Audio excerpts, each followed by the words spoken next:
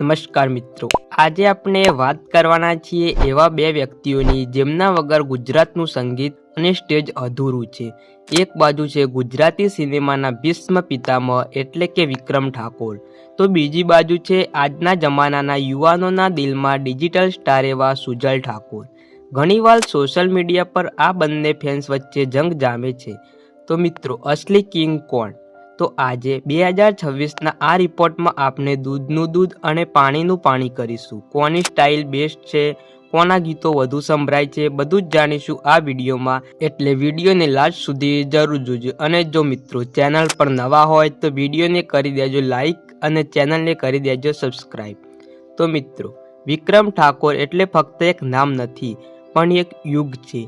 જે સમયે ગુજરાતી ફિલ્મ મુશ્કેલીમાં હતી ત્યારે રાધા તારા વિના ગમતું નથી એમણે જે કમબેક કરાવ્યું એ ઇતિહાસ છે। વિક્રમભાઈનો અવાજ હાઈ પિચ અને જોશથી ભરેલો છે। એમના લાઈવ પ્રોગ્રામમાં જ્યારે તે ડાયલોગ મારે કે જીવ આપી દઈશ પણ જીવતર નહીં આપું, ત્યારે આખું મેદાન ડોલી ઉઠે છે। એમનો ફેન બેઝ એવો છે કે જેમને ઇન્ટરનેટ હોય કે ન હોય, વિક્રમ ઠાકોરના ગીતો મોઢે હોય છે। 2026માં પણ તેમને સમાજના પ્રશ્નો અને રાજનીતિમાં સક્રિય રહીને લોકોના દિલમાં વસેલા છે।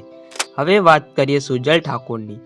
જો વિક્રમભાઈ લેજન્ડ છે તો સુજલ ટ્રેન્ડ છે। સુજલ ઠાકોરનો ઉદય એવા સમયે થયો જ્યારે દુનિયા ડિજિટલ બની રહી હતી। સુજલનો અવાજ દર્દ માટે જાણીતો છે। આજના યુવાનો જે પ્રેમમાં નિષ્ફળ ગયા હોય અથવા જેને સેડ સોંગ ગમતા હોય તેમના માટે સુજલ ઠાકોર ફેવરેટ છે।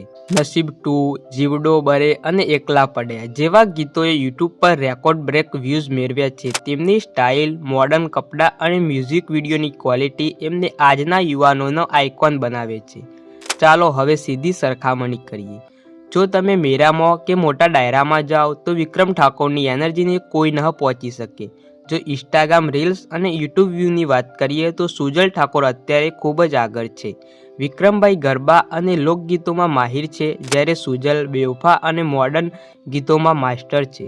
જૂનું એટલે સોનું એ તો વિક્રમ ઠાકોરની આન છે, પણ નવામાં જે દમ છે એ સુજલ ઠાકોરની શાન છે।